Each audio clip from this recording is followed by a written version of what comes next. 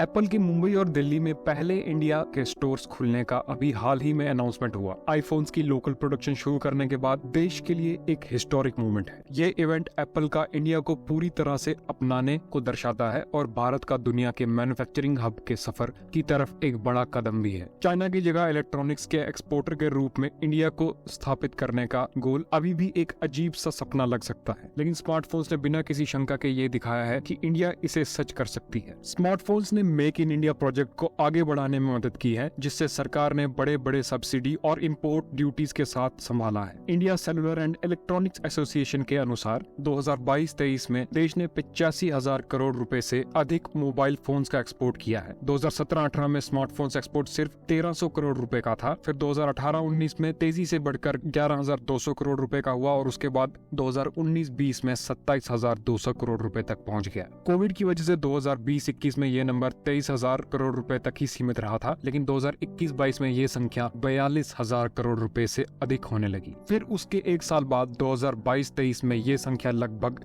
दोगुनी हो चुकी है। ऐसे तेजी से स्मार्टफोन एक्सपोर्ट्स बढ़ना सरकार की कोशिशों की वजह से ही है। Smartphones make in India project के प्रोडक्शंस में है, जिसे सरकार सालों से शुरू करने में झिझक रही थी। स्मार्टफोन्स एक्सपोर्ट के जबरदस्त विकास के पीछे सब्सिडी और इंपोर्ट ड्यूटीज का किरदार है, जो मैन्युफैक्चरर्स को फाइनेंशियल इंसेंटिव्स देता है और सस्ते इंपोर्ट से बचाता है। अब स्मार्टफोन्स की सफलता को आगे बढ़ाने के रास्ते में एक बड़ी परेशानी है, जो उसे खत्म करने की कोशिश करेगी। इकोनॉमिक टाइम्स में छपी इस खबर में ये पढ़ने को मिल रहा है कि वर्ल्ड ट्रेड ऑर्गेनाइजेशन WTO ने मोबाइल फोन्स और कंपोनेंट्स पर इंपोर्ट ड्यूटीज लगाने पर इंडिया की कार्रवाई के खिलाफ फैसला दिया है। इंडिया इस फैसले के खिलाफ अपील करने की योजना बना रहा है, लेकिन अगर इंपोर्ट ड्यूटीज हटाने पर मजबूत दबाव पड़ता है तो उसकी पहली मेक इन इंडिया की सफल कहानी एक दुखद अंत तक पहुंच जाएगी। इससे पहले हम आगे बढ़े, कमेंट करके आप ये बताइए कि WTO का हेडक्वार्टर कहाँ पर स्थित है।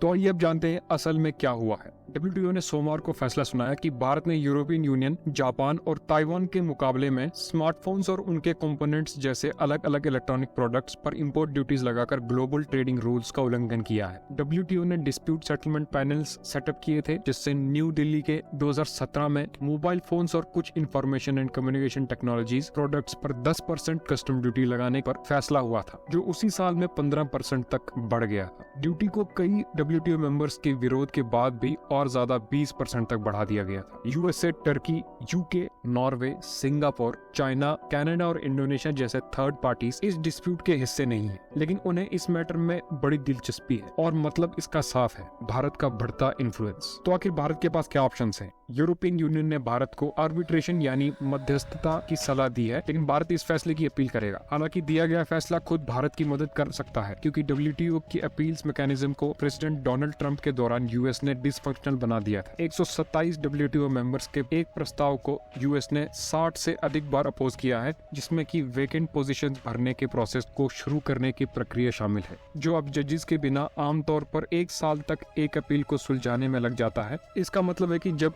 अपील पेंडिंग है, भारत इंपोर्ट ड्यूटीज जारी रख सकती है, जो एक लंबी अवधि है। अगर भारत अपील करे तो केस कानूनी पचड़ों में फंस सकता है। इंडिया के लिए इंपोर्ट ड्यूटीज का सबसे ताकतवर डिफेंस है कि mobile handsets 1996 information technology agreement ITA के मुताबिक WTO ने टैरिफ्स को हटाने के लिए सारे इलेक्ट्रॉनिक्स आइटम्स को लिस्ट किया था, लेकिन उस लिस्ट में मोबाइल शामिल नहीं थे। हालांकि WTO में 1996 ITA एग्रीमेंट की लिस्ट को एक्सपैंड करने के प्रोविजंस होते हैं, इसीलिए ये आर्गुमेंट सिर्फ एक टैक्टिकल डिफेंस की तरह काम करेगा। ट्रेड एक्सपर्ट्स के मुताबिक अगर अपीलेट बॉडी भी भारत के इंपोर्ट ड्यूटीज के खिलाफ फैसला सुनाए तो भारत को उसका पालन करना पड़ेगा और जरूरी बदलाव करने होंगे। आजकल Bharat Apple, Samsung, Oppo, Vivo, Xiaomi जैसे बड़े स्मार्टफोन मेकर के लिए आकर्षक देश बन गया है। ये अपील भारत के लिए बहुत इंपॉर्टेंट है, क्योंकि इस केस के हारने पर चाइना को सीधा फायदा होगा। इंपोर्ट ड्यूटीज के द्वारा भारत में मैन्युफैक्चरिंग करने पर 25% तक की फाइनेंशियल इंसेंटिव मिलता है। अगर ड्यूटीज हटा दी जाती हैं